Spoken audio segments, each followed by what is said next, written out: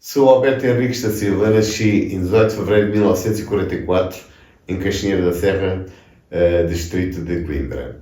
Eu sou a Rita. Eu sou a Madalena e hoje estamos aqui no nosso podcast para apresentar o tema sobre o 25 de Abril e em honra temos o Sr. Alberto, avô da Madalena, para nos contar um pouco sobre a sua história. Então, avô, diz-nos uma curiosidade sobre o 25 de Abril. Foi algo já esperado, mas que apanhou o povo português de surpresa. Foi muito interessante, muita alegria, teve um agridoce, mas depois, a partir de determinada altura, não foi assim tão bom. Então, nós temos aqui algumas perguntas para te fazer. Pronto. Então, como é que era a tua vida antes do 25 de Abril? Era muito boa. Eu era funcionário público, ganhava bastante bem naquela altura, porque era um cargo de confiança, mas para o resto do povo português era com muitas dificuldades.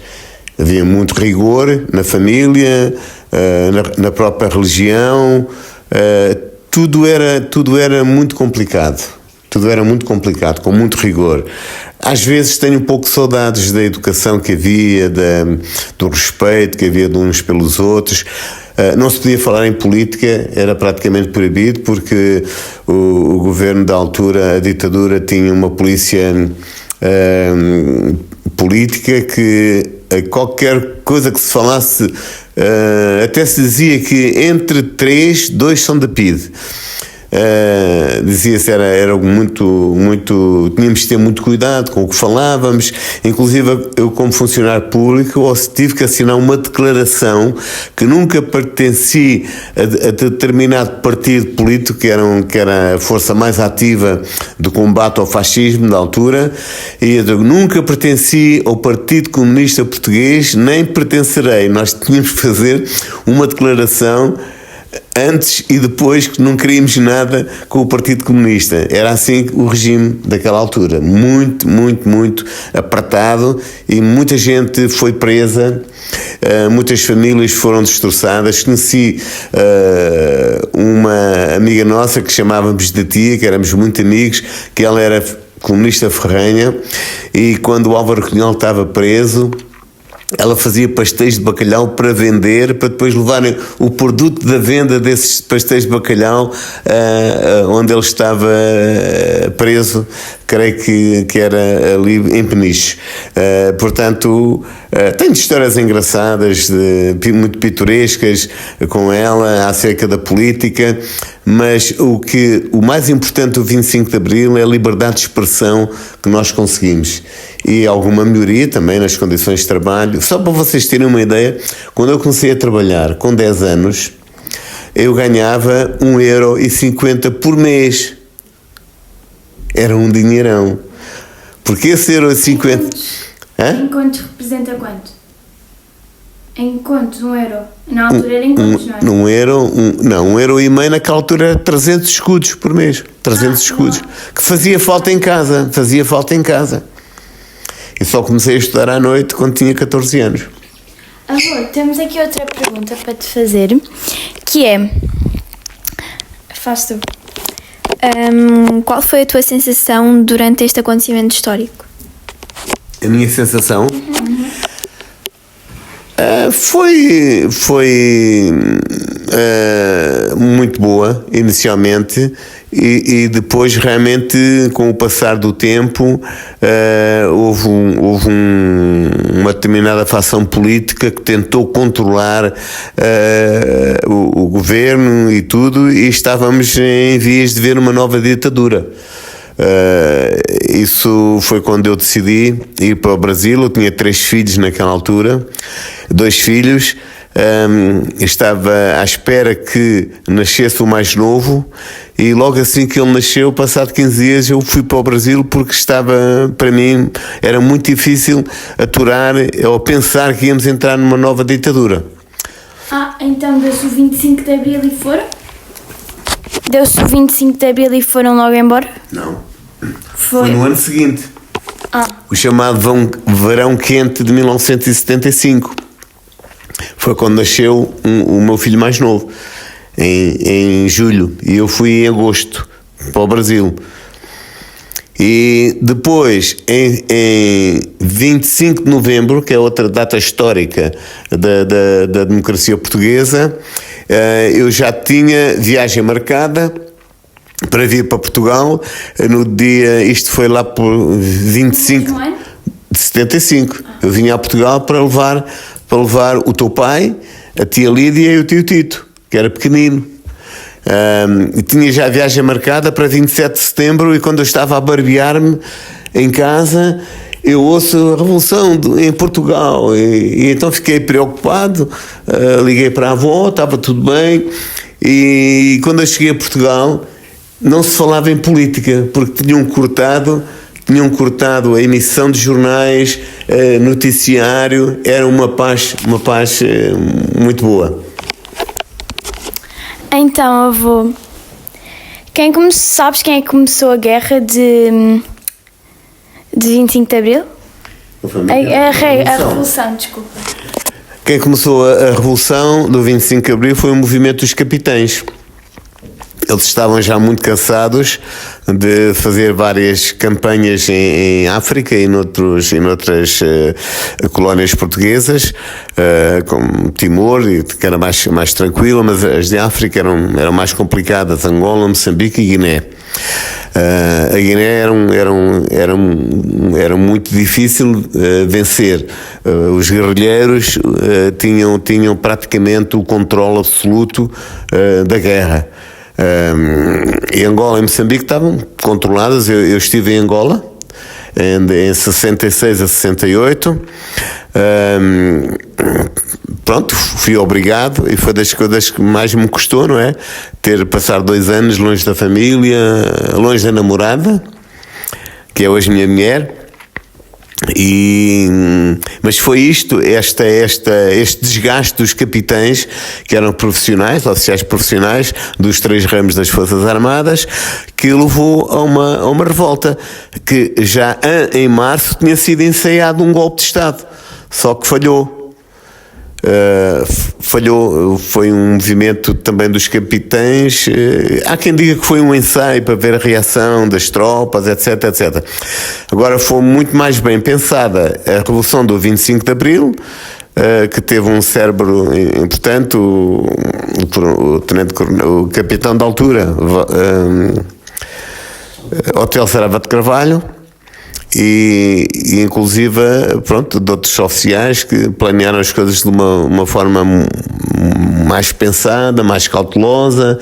Fizeram várias reuniões em diversos lugares, etc, para que tudo desse certo. Portanto, planearam. O golpe de Estado não foi assim uma coisa à toa, foi planeado. Então, quais as músicas que serviram de senha para o 25 de Abril? Eu creio que foi depois do adeus do Paulo Carvalho e a Grândola Vila Morena, e outras músicas na altura. Os movimentos de esquerda, etc, até criaram músicas muito bonitas. O povo jamais será vencido. Isto já não foi em senha, já foi depois. Músicas com muita força, muito vigor, muito lindas. Mas creio que foi essas duas, o depois do adeus e a Grande Vila Morena, que foram as senhas para que as tropas, que pouca gente sabia estas senhas, que eram senhas secretas, e que a rádio divulgou. Então, dizem que foi uma revolução muito bonita. Foi, por isso lhe chamam a Revolução dos Cravos. Houve uma senhora que morreu há pouco tempo, que comprou flores e chegou junto a cravos. Sim. Fez de propósito? Comprou mesmo as flores? Sim, comprou as flores de propósito. Era cravos. Não, já depois das tropas estarem na rua. Mas como é que isso aconteceu? Então isto foi, soube-se, não é? As rádios começaram a anunciar golpe de Estado, etc. Os jornais começaram a ser publicados com as notícias de golpe de Estado. E ela foi para a rua ver os soldados, como eu fui, como muita gente foi, não é? Sim, também estive. Eu, em Solteiro, morei em São Sebastião da Pedreira, onde era o quartel-general do Exército, e então eu fui lá ver como é que estava, e vi militares em cima dos telhados, dos prédios circunvizinhos, etc. Foi um movimento bonito de manifestações também. A avó estava grávida do teu pai, naquela altura, no 1º de maio, que foi uma manifestação muito grande, ela quis ir, fomos à Alameda ver a manifestação. Foi bonito, muito bonito. Então, quais foram os 2 rádios que colaboraram com os militares, passando as músicas que deram aos vários quartéis de indicação de que a revolução estava em curso? Olha, uma eu tenho a certeza que foi o Rádio Clube Português, e outra provavelmente foi a emissora nacional da altura, que é hoje a RTP, creio. Mas o Rádio Clube Português foi de certeza, porque foi ocupada pelos militares e em colaboração com alguém do Rádio Clube Português, e eles abriram as senhas, não é? Através dessas 2 canções. Última pergunta. Conhece algum preso político? Sem ser aquela senhora que tu falaste há bocado? Sim, conheço. O avô de um genro meu, do meu genro, só tenho esteve preso em Caxias e enfim, conheci-o e ele conta histórias, e era severo, estar preso na PIDE era muito complicado. E foi uma alegria muito grande quando se libertaram os presos políticos, não é? Foi uma grande alegria. Avô, tenho uma pergunta. Concordas com isso de serem presos por causa da política? Pronto. Não. Não sei se... Eu acho que em democracia nós somos livres de cada um ter a sua opção política como uma opção clubística, no caso do desporto, ou uma opção religiosa, no caso da religião. Não se deve de impedir ninguém. Tudo o que proíba isso não é bom. Não é bom, mas infelizmente hoje está-se a entrar num exagero muito grande, porque a liberdade também tem que ser respeitada, e a nossa liberdade termina quando nós não respeitamos a liberdade dos outros. Então, agora diz-nos uma... Não, espera, eu tenho mais uma pergunta. Na altura, como todos sabemos, vocês não podiam ter direito de voto, quer dizer, podiam votar, mas às vezes eram obrigados a votar no partido que eles provavelmente queriam. Isso é... Não era bem assim, a gente não votava. Faziam-se as eleições, mas era um partido único. E a partir de determinada altura... houve gente que se levantou, como o Pinto Balsemão, o Marcelo Rebelo de Sousa, e uma série deles que criaram a ala liberal na Assembleia Nacional, na altura é como se chamava, hoje é a Assembleia da República. E essa ala liberal fez as primeiras eleições livres que se fizeram em Portugal, não é? Eu tive o privilégio de votar nessa ala liberal. Que foi a primeira vez que houve já eleições mais bem organizadas. Já não era o Salazar o presidente do Conselho de Ministros, era o professor Marcelo, sim, e agora esqueceu-me o nome que a seguir.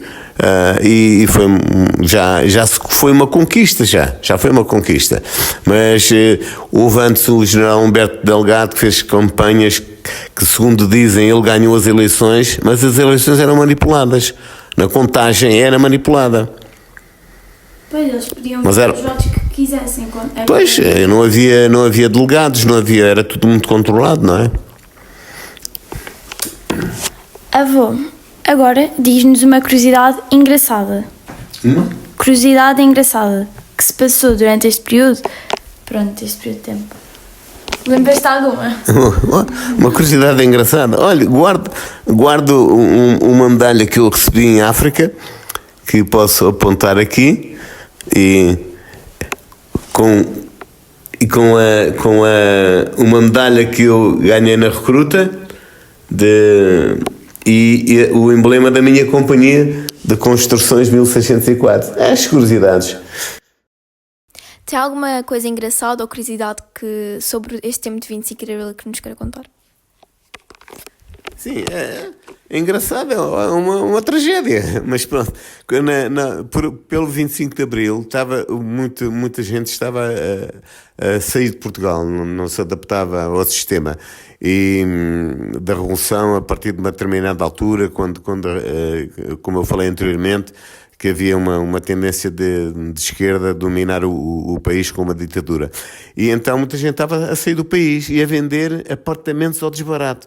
Eu, por exemplo, tive a oportunidade de comprar uma casa no Alvor espetacular por 40 mil escudos e eu ganhava 21 mil escudos por mês. Eram 2 meses de ordenado, não tinha problemas de comprar. E a minha mulher não quis. Hoje não tenho uma casa no Algarve por causa da decisão da Isabel. Pronto, então foi esta a nossa entrevista. Obrigada pela sua companhia e por nos transmitir curiosidades e sabedoria e conhecimento sobre este tema de 25 de Abril e na época. Obrigada. Obrigado, eu.